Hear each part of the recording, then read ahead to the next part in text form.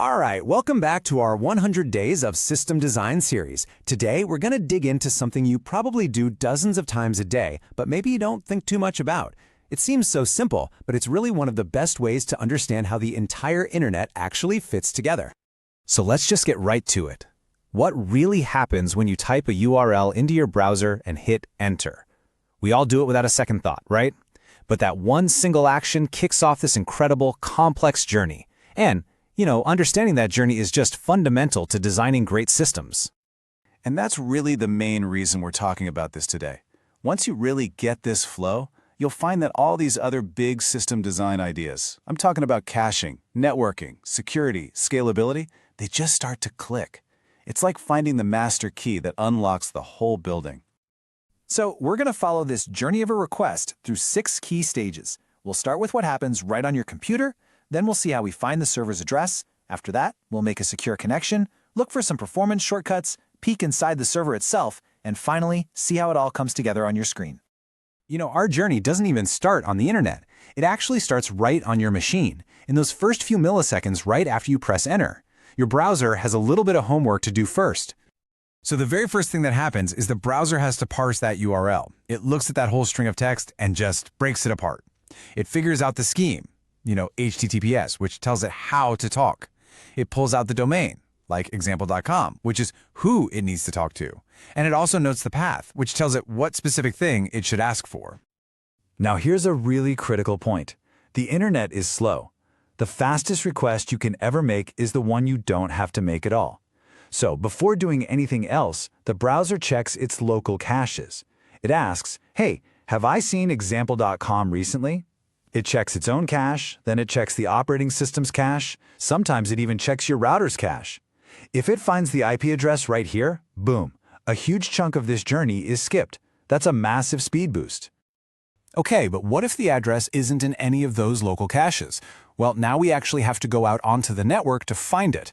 And this brings us to our next step, looking up the address in what I like to call the Internet's phonebook. And this phonebook is called DNS, which stands for Domain Name System. Its entire job, its whole reason for existing is to translate the names that we humans can remember, like example.com, into the numerical IP addresses that computers actually need to find each other.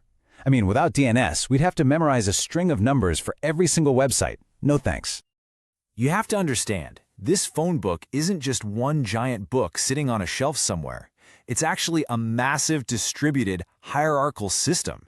It's more like a series of smaller phone books, and each one has a very specific job. When you make a request, it can set off this whole chain of lookups, where each server points you to the next one, until you finally find the right number. So here's how that chain of lookups typically goes. Your browser first asks a local DNS resolver, maybe one run by your internet provider. If that resolver doesn't know the answer, it goes up the chain to one of the world's root servers. Now, the root server won't know the exact IP, but it knows who to ask next. In this case, it would be the server that manages all the .com domains, and that server points us to the final authority, the name server for example.com itself, which finally gives us the IP address we've been looking for all this time. Okay, we have the IP address. We finally know where we're going. The next step is to actually open a line of communication. But we can't just start shouting data into the void. We have to establish a connection that's both reliable and totally secure. First up is something called the TCP three-way handshake. Just think of this as a polite introduction. The client sends a CYN packet, which is basically saying, hello, are you there and ready to talk? The server replies with a SYN ACK, which means, yes, I'm here and I'm ready. Are you still there? And finally, the client sends an ACK, saying, yep, I am. Let's do this. This little dance makes sure both sides are ready to go and that our data packets won't just get lost in space. So now we have a reliable connection. But is it secure? Not yet. Remember, our URL started with HTTPS, so we need to add a layer of security on top of that TCP connection. This is where the TLS handshake comes in, and this whole part is about encryption. This is a really clever process. The server shows your browser its SSL certificate, which is like its digital ID card, and that card contains its public key. Your browser checks to make sure this ID is legitimate. Then, your browser creates a brand new secret session key just for this one session, encrypts it using the server's public key, and sends it over. Now, only the server with its matching private key can unlock it. At this point, both you and the server have the same secret session key, and you can switch to a much faster encryption method for the rest of the chat. It's like securely exchanging a secret code word before you actually start talking. Okay, we have a secure, reliable connection to the server. Now we can finally send our request, right? Well, not always. On the modern web, we often take a little detour, all for the sake of speed. This is where content delivery networks, or CDNs, come into the picture. So what is a CDN? It's basically a whole network of servers spread all over the world, and each one stores a copy of a website's static content, things like images, videos, and code. The whole idea is simple. The speed of light is a hard physical limit, so to make websites faster, you have to physically shorten the distance the data needs to travel. And that's exactly what CDNs do. They bring the content closer to you. So how does this actually work? A lot of the time, back when we did that DNS lookup, you don't actually get the IP address of the website's main origin server. Instead, you get pointed to the CDN. The CDN system then intelligently figures out where you are in the world and gives you the IP address of the server that's physically closest to you. This could mean you end up talking to a server in your own city instead of one halfway across the globe. All right, so whether we took a shortcut to a nearby CDN or we went all the way to the origin server, our encrypted HTTP request has finally arrived at its destination. So now, let's pull back the curtain and see what happens inside that data center. The first stop is usually a load balancer. You can think of this as a traffic cop for the internet. Its job is to distribute all the incoming requests across a whole fleet of web servers so that no single server gets overloaded. The web server that gets chosen then takes your request, figures out what you're asking for, and often has to go talk to databases or other backend services to get all the pieces. Finally, it builds a response, usually HTML, CSS, and JavaScript files, and sends it all back down that secure channel we worked so hard to create. And there we have it. The journey out is complete.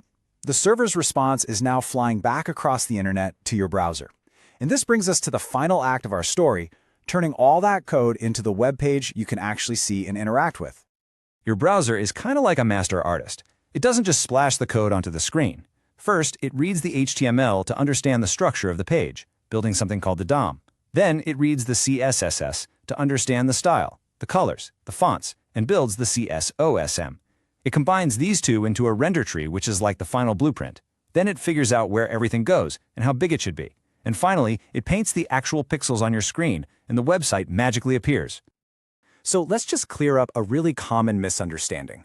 A lot of people think the flow is a simple, direct line from your browser straight to the server.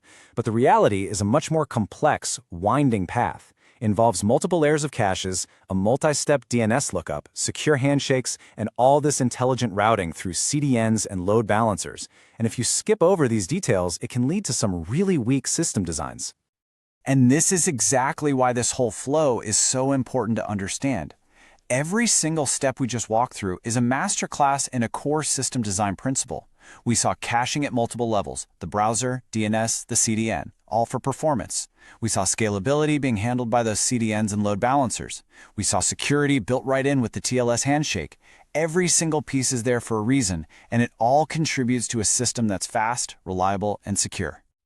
So the next time you type a URL and hit enter, just take a second to appreciate what's really happening under the hood. It's not just one system at work, it's dozens of independent, globally distributed systems all coordinating perfectly in just milliseconds to deliver a single web page. One click, one incredible journey.